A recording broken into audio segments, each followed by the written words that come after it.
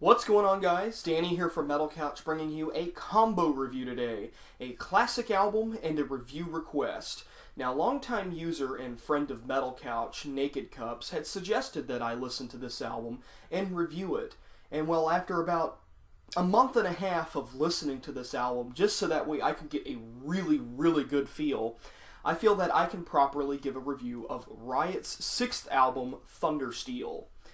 Now, when Naked Cups came to me with this album and he was telling me about it and gave me a few samples of like the title track and things like Fight or Fall, the first two tracks on the album, before he even told me, he said that this album could easily compare to Judas Priest's Painkiller, and that's something that's kind of a big deal if you claim that an album could be just as good, if not better, than Judas Priest's Thundersteel. So, giving this entire album a review, I really had to go into this with the mindset of, okay, there has been a standard that has been set here. You know, this is supposed to be a really good album. And whether or not it lives up to that expectation, that and the fact that Painkiller actually came out after this album, with this one being an 88 and Painkiller in 90.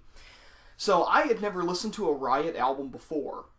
And I have to say, I was floored with this album. It is fantastic. The first track, right off the bat, Thundersteel, I love it so much that it's in constant rotation when I'm gaming. It's my default ringtone on my phone now. It's that good of a song. It really does personify this album in its entirety. Like, if you're trying to find out whether or not you would like this album, just listen to the opening track. It's similar to, like with Painkiller, if you were wanting to get into Painkiller, you don't really know where to start, what track would be best. The opening track, the title track, is the way to go. Now, other tracks on this album, such as Sign of the Crimson Storm and Flight of the Warrior, are songs that I'm surprised are not metal classics, especially Flight of the Warrior. Flight of the Warrior is an excellent track, one of my favorites on the album, along with the next track, On Wings of Eagles. I find that Flight of the Warrior and On Wings of Eagles, even though they're right next to each other in the lineup for the album, they have a very similar sound to them, and I think that really works to their advantage. It kind of feels like one long song. And then you have a track called Johnny's Back, which I don't really think is the strongest song on this album. In fact, I think it's probably the weakest. And then you have Bloodstreet's Run for Your Life, which is another one of my favorite tracks off this album, because it's very awkward sounding, the backing vocals. The backing vocals almost sound like they're out of time, but it's really catchy. I can't quite describe it other than to go listen to it yourself. And then you end with Buried Alive, The Telltale Heart, which I'm guessing is a tribute to The Telltale Heart. So what makes this album a classic album? It has all the elements of what you would find in classic 80s metal. The speed, the solos, the lyrics, especially the high-pitched lyrics from Tony Moore are fantastic on this album.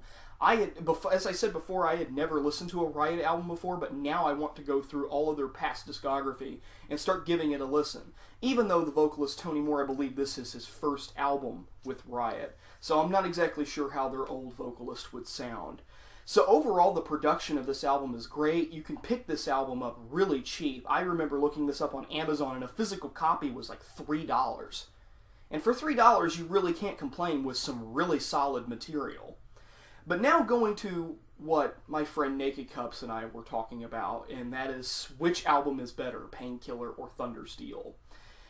When it came down to it, the song Thundersteel is better than Painkiller.